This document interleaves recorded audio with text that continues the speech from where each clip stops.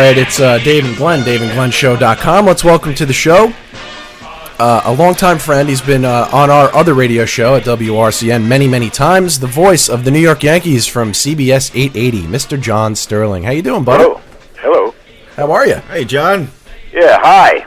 How was your off season? Fast. Is it weird being back up in the cold weather after a month in Florida?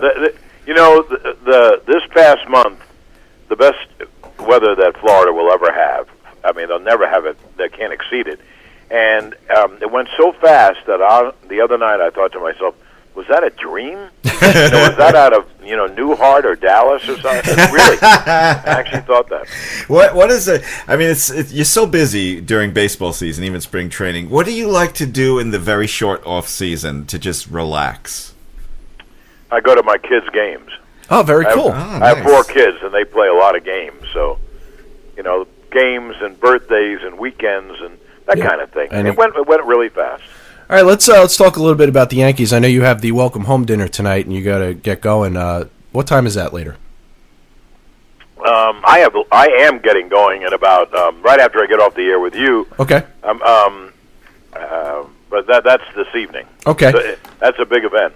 All right, let's talk about the Yankee rotation. I want to know how the Yankees rotation is going to hold up without Andy Pettitte this year.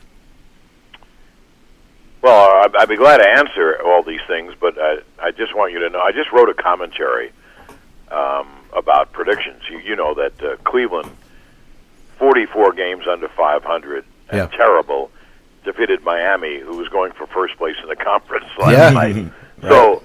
So please, let's, there are a million predictions, and, they're all guesses. Maybe some are more educated than others, but... the question marks there are a lot of them on the rotation. Well, that's the only question marks the Yankees have. The bullpen is going to be very, very good, and the everyday position players are terrific. So those are the question marks. So your first question was the question that has to be asked: how will Burnett pitch? Yeah, exactly. How will Nova pitch? And how will Garcia or Colon? It's going to be Garcia at the beginning pitch, and. They just have to hold the Yankees in the game. I saw Burnett pitch very well this spring. He had reduced his windup. He had simplified it. He just broke the hands and had a very little turn with his eyes on the plate. He has great stuff. So the hope is that he's going to pitch very, very well. Nova has a lot of talent, and he showed it last year. He would pitch 3 or 4 innings exceptionally and then fall apart. So, no pitcher is going to pitch a shutout every time, but he's got to limit the damage. You give up a run or 2, okay, go get the next guy and get out of the inning. And I think Garcia knows what he's doing. Mm-hmm. Colon surprised everyone with his stuff. Yeah. So the Yankees have a chance to have really a pretty good rotation, but the key to it of all of it is AJ. You have to have strong starters behind Sabathia, and it's up to AJ and Hughes. So the hope is they're going to pitch very well. Well, as a Mets fan, I'm very jealous that your Yankee problems are so minor. And here's another one, a minor problem, I think. But do you think Jorge Posada might go a little crazy sitting on the bench waiting to hit? He might. There are a lot of things you can do. It's such a different age now. Yeah. Right in back of the Yankee dugout. I mean, you walk a few steps, down steps, and you're into this area. I don't know what the area is called, between there and the clubhouse, which is up the steps. And anyway, there's a video room. And you can go in there and watch your last at bat. Wow. Wow. I mean, everyone can do it. It's just amazing. Or you can go in the cage and hit. So that I think Posada will be able to find things to occupy his mind, or maybe some innings he'll sit with Russell Martin or whoever the number 2 catcher is right now. It's Molina, right? Gustavo Molina, but and share his knowledge and intelligence and experience, all that he has about the hitters coming up next inning and such and such and such. So I don't think that's a problem, and I think that he could actually hit very well. as a DH. He's a very professional hitter, and I think being healthy, he probably will be able to hit a little better. Well, one thing, when you ask me these questions, I'm an optimist. Of course. I mean, I'm an optimist in every phase of my life, so why wouldn't I be an optimist about them? Right. So I actually think Granderson's going to have a much better year, start to finish. Yeah. So will A-Rod, who I think is going to have the best year of all, and Teixeira and Jeter. So that's why I think the Yankees are going to, I know that Boston is being slightly favored, but I don't know if that's the case. We'll see about who has the better starting pitching. That probably will go a long way to tell you who's the better team. Does the optimist in you tell you that A-Rod can break the all-time home run record? Stick around long enough, be good enough?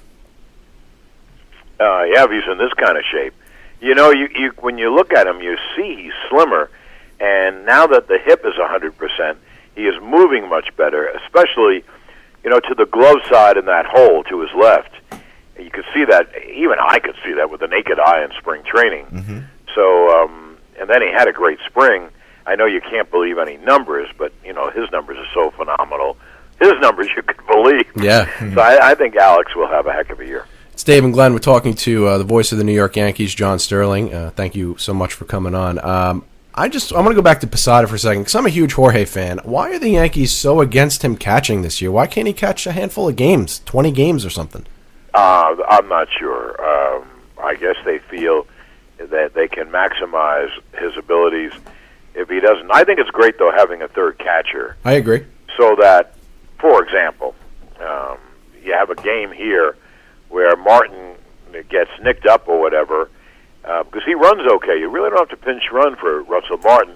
And then you bring in the other guy who's a defensive catcher, Gustavo Molina, and sometime in the game, you can pinch hit Posada, or you can pinch hit Eric Chavez, and then you can bring in Posada to catch the 10th inning or the 11th inning. So, but I'm not sure. I told Susan this. We kidded on the air that if he has to go back there in an emergency, I mean, he does know how to catch. I mean, Yeah, he's been doing it forever. Yeah. I have one question. I heard this on the way to our studio this morning. I love the idea. Major League Baseball adding a 7-day disabled list just for concussions. You like that? Yes. Okay. And how does the rest of the American League East look to you? Well, Boston's terrific. I mean, they seemingly don't have a weakness. Seemingly. You really don't know that. But they have question marks about Beckett and Matsuzaka. Mm-hmm. At the end of their rotation. And for that matter, Lackey, who did not have a great year last year. And, even though their bullpen looks good, Papelbon didn't have a good year, and Bobby Jenks, who was with Chicago, didn't have a good year. But, guys are going to have good years and bad years that you're really not sure of right now because no one can predict this stuff. But, if you... I don't care if you're the biggest Yankee fan of all time. I mean, you have to say Boston has a terrific team, and they do. And the Yankees and Red Sox will probably lose more than people think because in your division you play 18 games. Yeah. So that's 72 games against the other 4 teams, and the other teams are good. Yeah. I mean, oh wow. They're good. Tampa has a terrific 5-man starting rotation and some big hitters. Baltimore has big hitters. They have a very young rotation, so you can't say their pitching is good. They have to prove it. Toronto has a combination of very good starting pitching and a lot of home run hitters. So those 3 teams can all play near 500. Well, they play near 500. That means the Yanks and Red Sox are going to lose some games to them. So it's a very, very tough division. That is John Sterling, voice of the New York Yankees. Don't forget tomorrow, the Yankee game, opening day. What time do you sign on for the pregame tomorrow, John? I think we're on at 12:30. 12:30 tomorrow, CBS 880 if you're in the area here in New York. Thank you so much for spending a couple of minutes. We're looking forward to getting the baseball season going, and we'll talk to you down the line. Anytime at all. Thanks, John. Thanks. Thank you, buddy. Bye-bye. Good to hear from John Sterling. Oh, man, I love him. I'm a Mets fan. I'm not too fond of your team, the Yankees, but I do love John Sterling, and I love his calls.